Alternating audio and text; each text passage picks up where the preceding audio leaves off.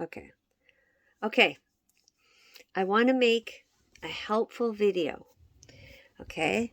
Now, under a different circumstance, I probably would just take way more time, okay, to really articulate it slowly. But the federal government of Canada, which I believe this is a crime, okay, I'm coming from this, from what I see is very dark.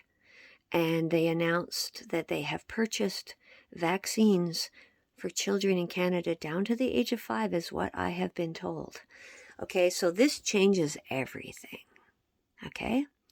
And I want to stress, I'm really, really confident here that there is an incredible, overlooked opportunity we have as Christians to use the justification for us to take a stand in our integrity in a very unique way.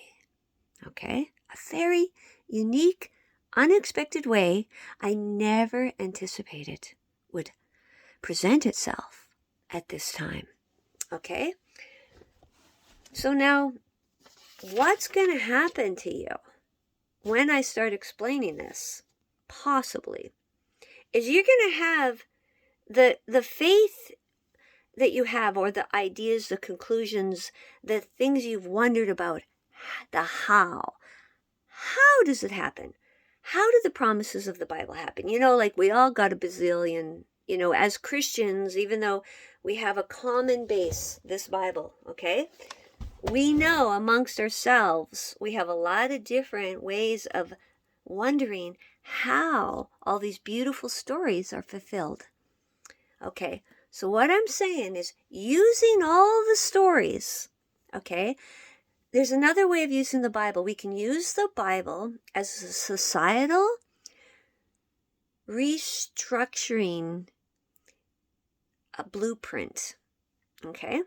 For ourselves, not other people. Now, this is really important. This is not about creating a dominant system over other people. It is a way of completely withdrawing all financial support in every way, okay? And then also calling upon the system to demand full recognition and acknowledgement of our personal sovereignty based on what they've done.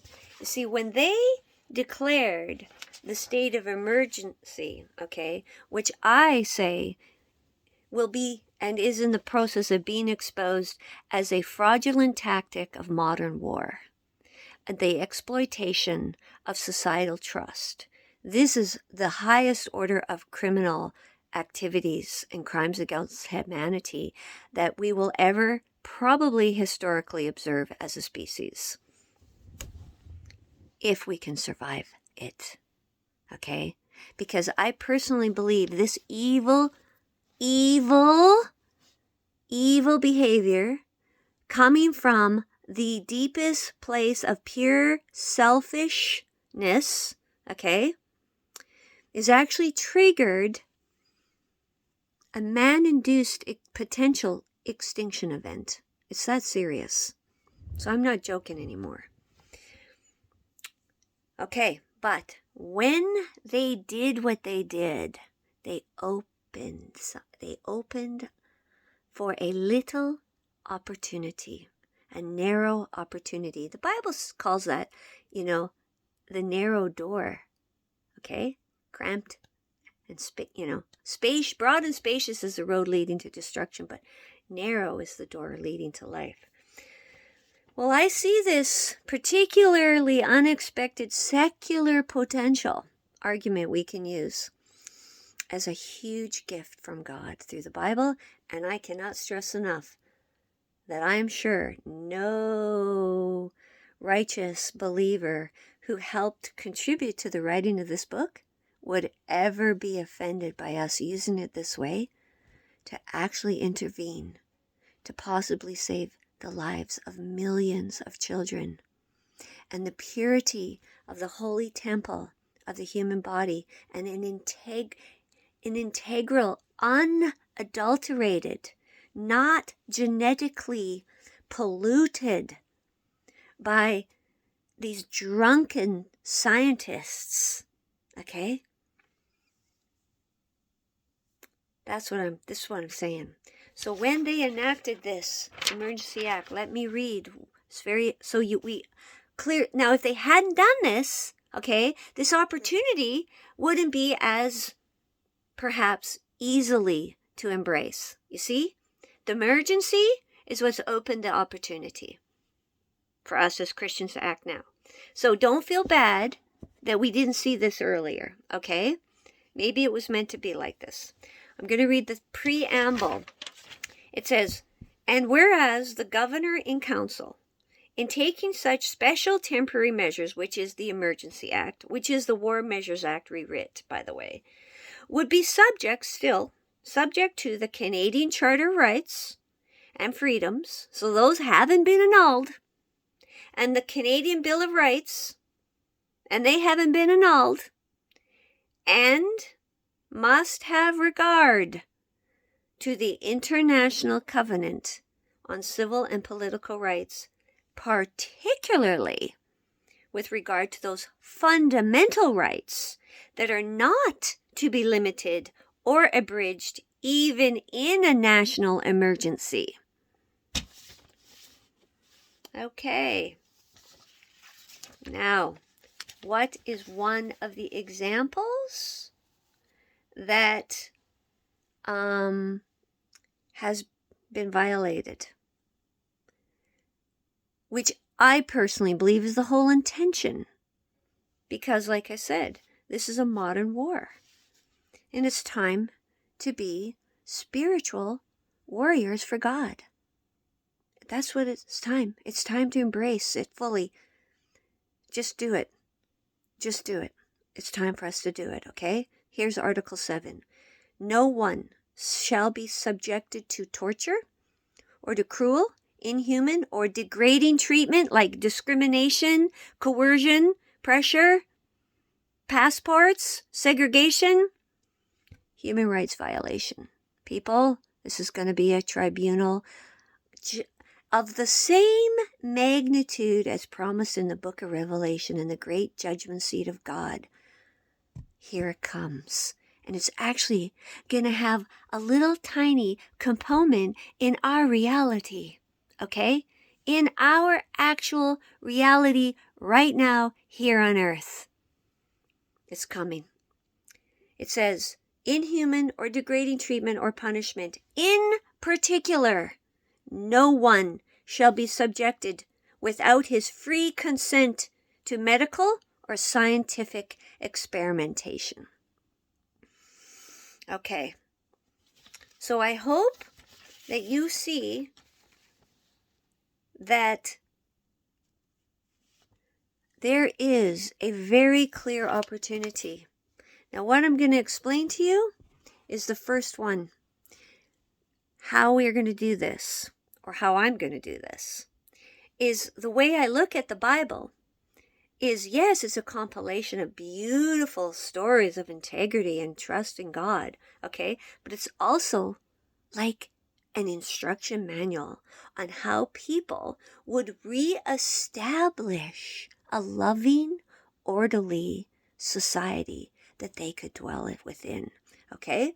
And one of those examples of instructions on how to do it is the book of Ezra. Okay? Because the Jewish people, they had deviated from their promises, okay? And become corrupted. Just like now. Just like now. And because of that, they were allowed to go into exile. But eventually the time came when they were allowed to go free. Now, in the book of Ezra, chapter 4, it's very interesting.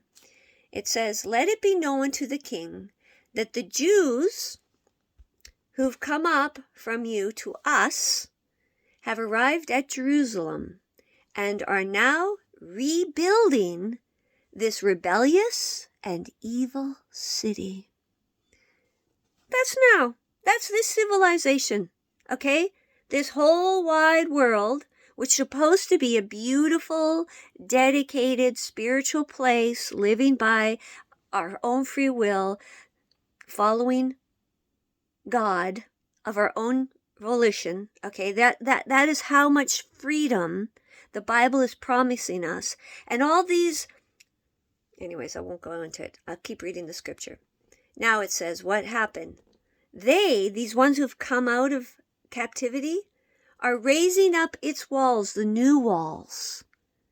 And the foundation has already been laid. Yes, our foundation has already been laid.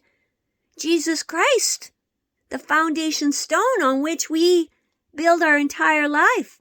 And you got to realize, they infiltrated our most sacred places of dwelling and gathering together, our churches.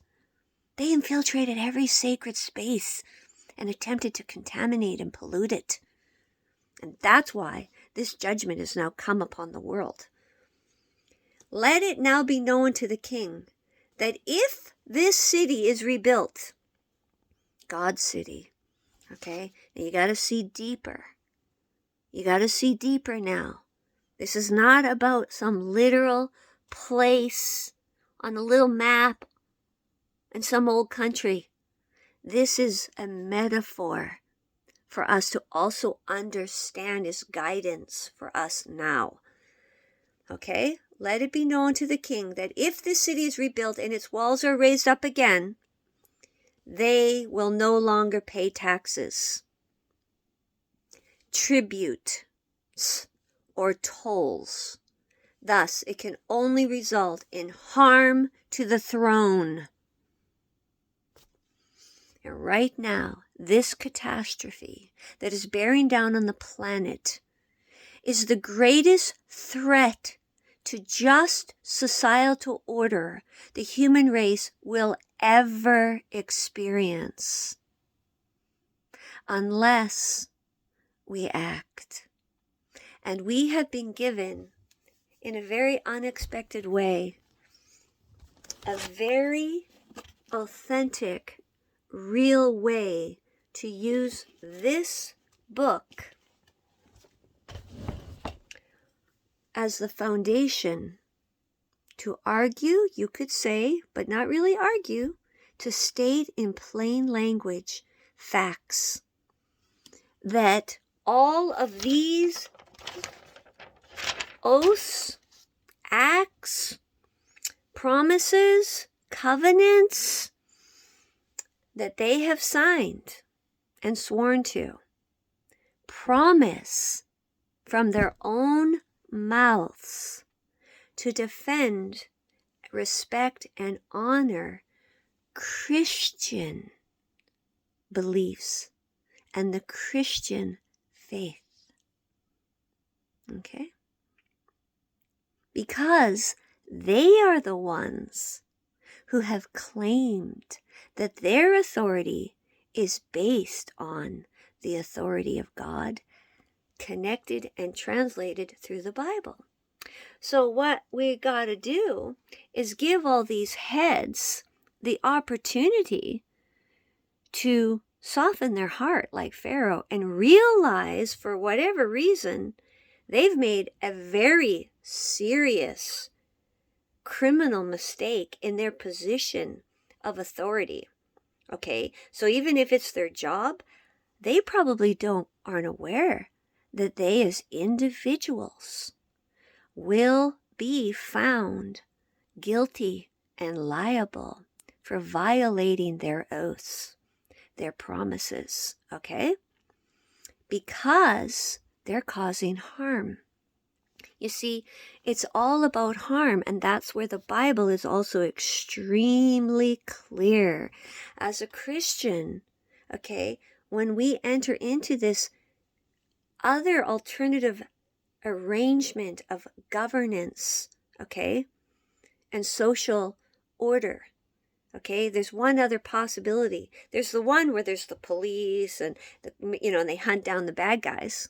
Okay, because not everybody is going to choose to self-regulate. Not everyone is going to choose to voluntarily think about other people in a genuine way, in a loving way, not from a predatorial, fear-based way.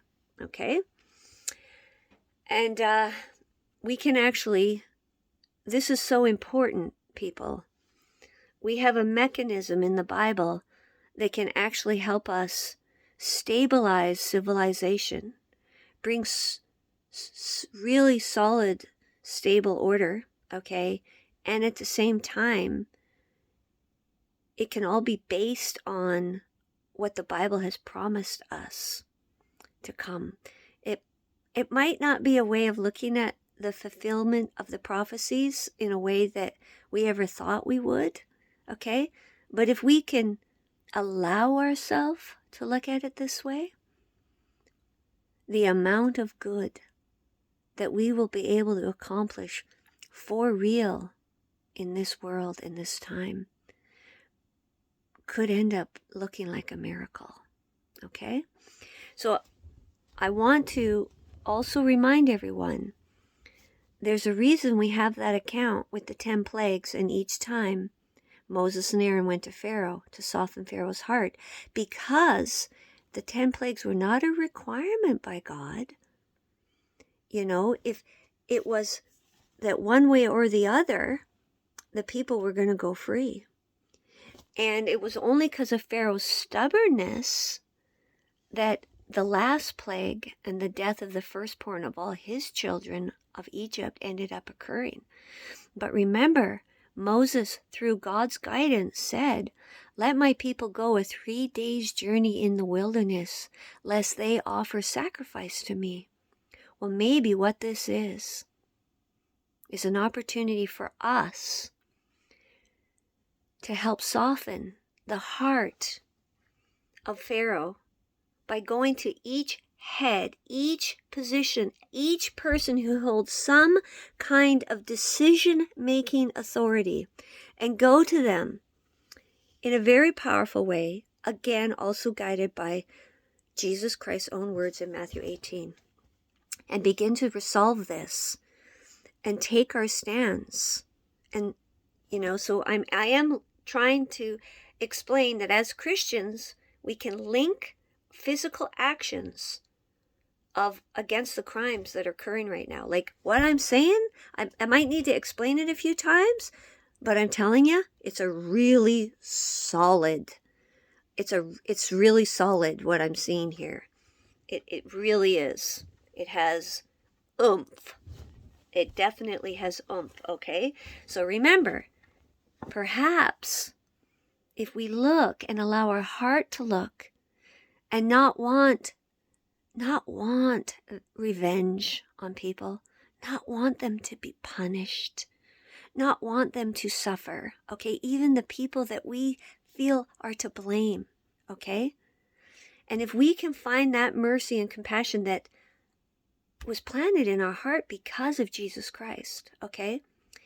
Maybe we can go out 3 days journey right now into the wilderness. Maybe we can start heading to the promise. You get it? Like what I'm saying might not actually be the way God's promises are fulfilled, okay? But this might be a way that we can take our faith in Jesus Christ and really go all the way out and save the children. You see, because Jesus Christ already died. We don't need the Passover lamb to be sacrificed no more. We learn that lesson now, okay? But it's a pattern in the Bible for a reason. Because of the lower nature of man, the animalistic nature, the spirit of Cain exists in us as a species. There's a lot of more deep, complex issues going on here that we really got to wake up to fast. And as Christians, it might be difficult. We might suffer a little bit of cognitive dissonance ourselves as we try to synchronize this realization of this opportunity. Okay? Anyways, that's the instruction. That's the first step. Okay, so start reading. Get the Emergency Act, familiarize yourself with it, and get this other international covenant. Okay? And then I'll explain more. So I want you to really understand this is a huge opportunity for us.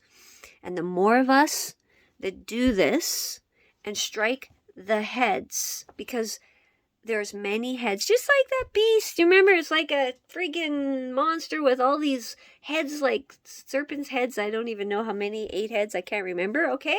Well, there's lots of heads. Well, there's lots of us. So everyone, every decision-making person, we got to find them and we got to start doing this.